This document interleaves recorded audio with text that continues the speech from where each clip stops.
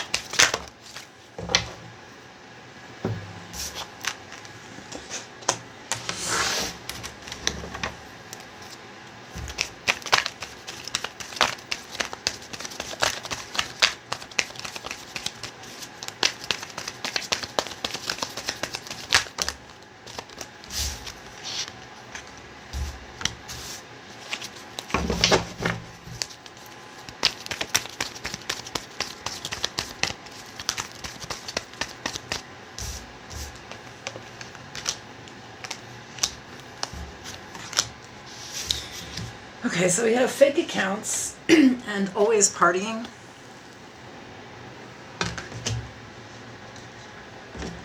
Grounded, keep to your roots and stand taller than trees. And a new start is coming, new moon. The overall energy is the Page of Swords. We have the Knight of Swords, the Five of Wands, and the Two of Pentacles. And at the bottom of the deck, the Nine of Wands.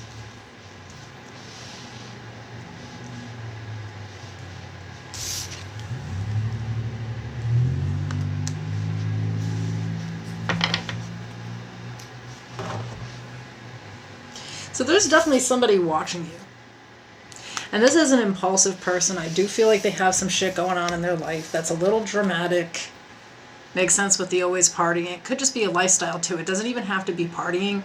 It could just be like this crazy, like, attention-seeking lifestyle. You know, like their behavior is very attention-seeking. There could just be like a lot of drama surrounding this person, and they make really impulsive decisions. Meaning, like, they're kind of all over the place and inconsistent. And I feel like, you know, this person, they really throw your life off, you know, like there could be some serious imbalance in your life when they're around.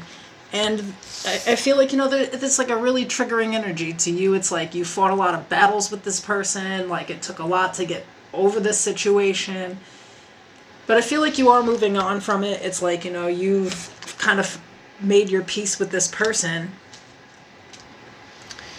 But I feel like they continue to struggle without you. Maybe it's like, you know, you were their peace and they didn't respect that, you know, and now they're just, you know, still out here doing whatever they do, but they're still keeping an eye on you, you know.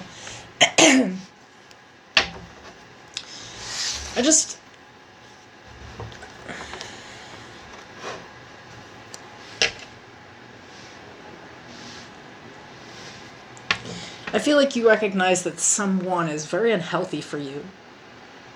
You don't like how they speak to you. You don't like how they make you feel. You know, it's like extreme highs and lows, I think, with this person. It's like sometimes they're probably actually pretty grounded and okay to be around. And then there's this flip side where they're just like over dramatic and like extremely childish, you know, and it's like they say things that hurt people and they kind of don't care in the moment, you know. So I feel like this person's done this to you time and time again, and there's something with you where this person is kind of one of your weaknesses, though. It's like you're actually, it's almost like you feel like there's like an obligation or a responsibility to whoever this person is. Tell me more. The Six of Cups. So for some of you, this is like a best friend or like a sibling, somebody you grew up with or that you've just known for like ever, that you have a lot of history with. The Three of Cups, the Ace of Wands.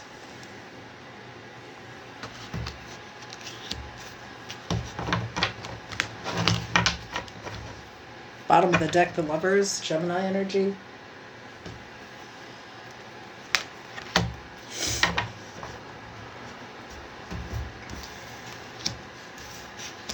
I don't know why I'm getting like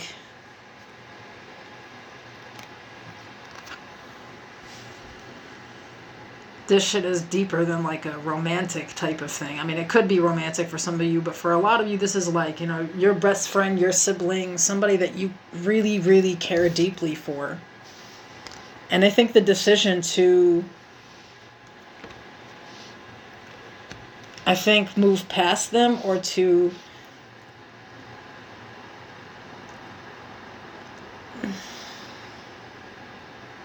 I want to say just kind of get past them in life is really hard to make. And I feel like it's like you're really looking at a decision here, and it's like, again, there's a lot of fond memories with this person. You know, this would be like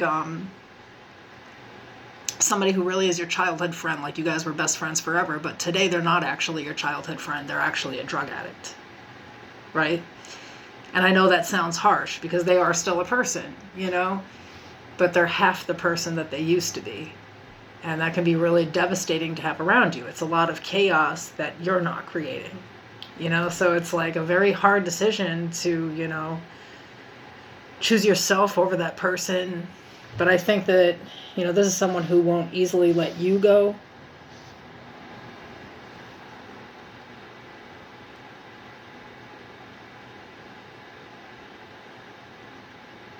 And I think that they do this, they kind of keep an eye on you, and, you know, they reach out every once in a while or something, you know, and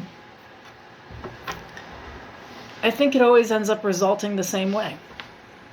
You step in, you give them your support, you're genuine with this person, you give them another chance, and they just step all over you all over again.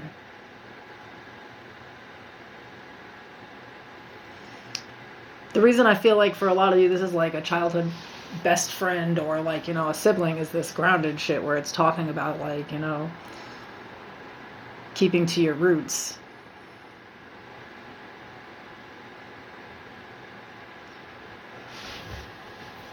It's not like an easy decision, you know, and I feel like it's like not wanting to judge a person for something you don't understand, but at the same time, it's like this person is really deeply like fucking up your life, you know? It's a struggle.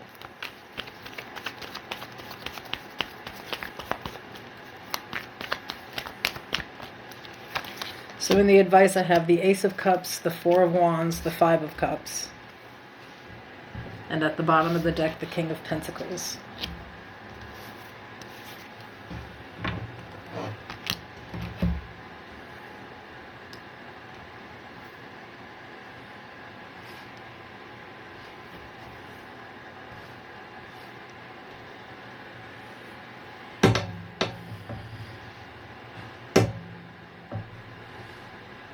You know what's really crazy about this spread is that the only major arcana that I pulled in the entire spread is the Lover's card, a choice card, a decision.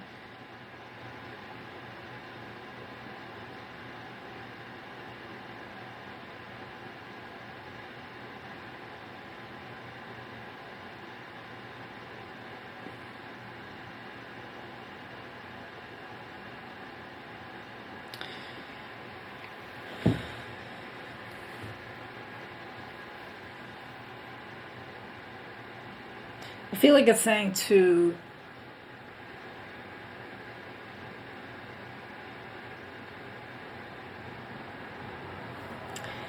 I want to say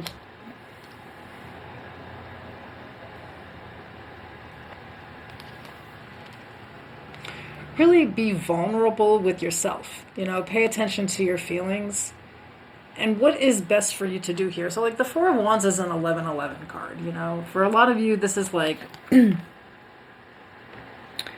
know, a person that's part of your, like, whole life, you know. And there's some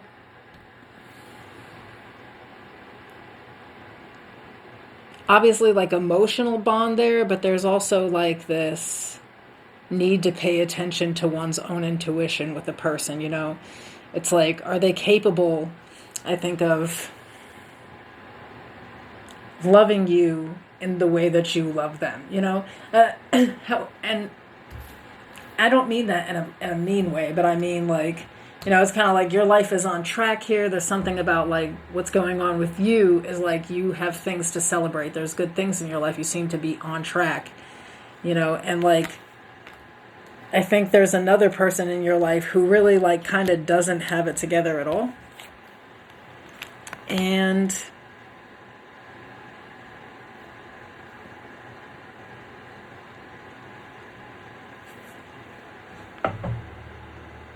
what I want to say with the Five of Cups is that, like, yeah, I think that you just need to really use your emotions here. I mean, damn it, you're a Scorpio. So it's like, you know, maybe when you're around a person, you know, it's like you get two different versions of them. And because they're two extremely different versions, and one is absolutely beautiful, like a really great bond, and the other is so hideous, you know, I feel like that's going to be a continuum with that person. There's something about your stability, though, like your emotional stability with this person, that actually you can't I feel like you cannot deal with this person. So here's how you'll know, like, if you are capable, let's say that, and that might sound wrong, but it's true. So sometimes dealing with people who have some type of issues, let's say that, you know what I mean? When you're around that type of person, you'll feel drained. Like, you could spend like 2 to 3 hours with this person and want to sleep for 16 hours after you've been around them for just that period of time. They're going to always have you confused. You kind of don't know what's going on. They want you at their beck and call. And this is kind of like a situation like that, you know, where it's like, no matter, like, if you do for this person, are you just like enabling a behavior, you know what I mean? I feel like it's a sticky situation where it's like, you know, you're supposed to have a bond and a connection with this person, but, like, they're not capable of, like, reciprocating. And I think that you know this, though. You've been through it time and time and time again. But I think that there's like all these little red flags being thrown at you with this person again.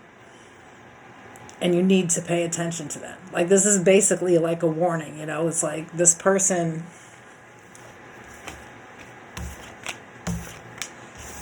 they got a way of sucking you in. They got a way of sucking everybody in. And I feel like it's very covert and it's very wah, wah, wah. And that's kind of what's coming in here. So just be on the lookout, because, I mean, I think that you, again, this is somebody that can play you off of, like, a specific connection that the two of you are supposed to have. But, like, you need to learn how to have clear boundaries with this person, or you will just be drained all the time, and they will just do whatever still, you know? So you might want to sit down and think about what boundaries you need to have to be able to keep a person in your life, but have the distance that you need, or if maybe they really just can't be a part of your life. Okay, see you soon.